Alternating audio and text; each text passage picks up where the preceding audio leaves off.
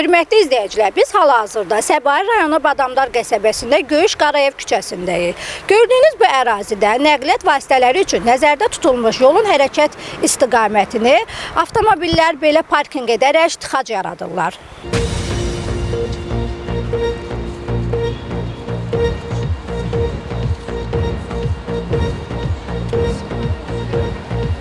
Çəkiliş zamanı biz də şahidi olduq ki, Badamdar qəsəbəsi Tofiq Məmmədov küçəsi ilə Göyüş Qarayev küçələrində günün istənilən vaxtı yolun hər iki hissəsini zəbt edən avtomobillər böyük tıxac yaradır.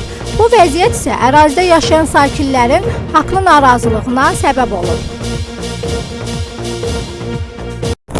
Burada çox dəhşət dərəcədə tıxaclar olur. Yəni gediş-gəlişli maneçilik olur. Çox söz-söhbətlər olur. Belə bir əncam çəkilsin də bura xahiş edirik. Bir dayanma durma işarəsi qoyulsun.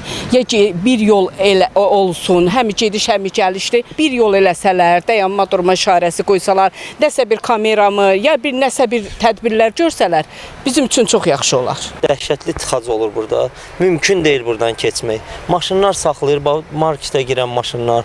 Ümumiyyətlə burada hamısı bu evin binanın sakinləri saxlayırlar. Burada nə avtobus keçə bilir, indi avtobus keçir. Bir dənə burada maşın gəlsin, baxın, bir dənə problem odur ki, maşınlar keçə bilmir. Dəhşət burada probka olur da, yəni problemimiz budur.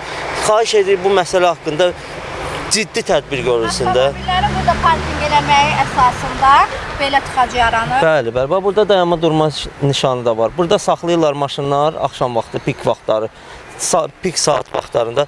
Buradan mümkün deyil keçmək. Bir dənə tıxac olur burada ki, gəlin görəsən. Bu gedir, tıxac haraca uzanır.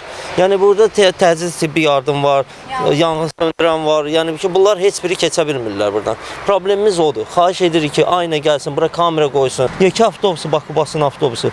Oradan dönə bilmir. Maşınlar orada maneçilik edir. O sağ-sol da saxlayırlar. Vəbşə mümkün olmur keçmək. Bununla bağlı harasa müraciət etmisinizmi? Biz aynaya dəfələrlə müraciət etmişik. Yazılı şikayət yazmışıq. Burada tıxaclar var. 2 dənə pensiyoner adamıq. Uşaqlarımız tıxaca görə gəlib bizi yoxlaya bilmirlər. Və salam tənə deyim. Təcili yardım çağıranda da vaxtında gəlib çatmır. Tıxacın səbəbi nədir? Bu evlər tikildi, gətirib qoyurlar, gedirlər.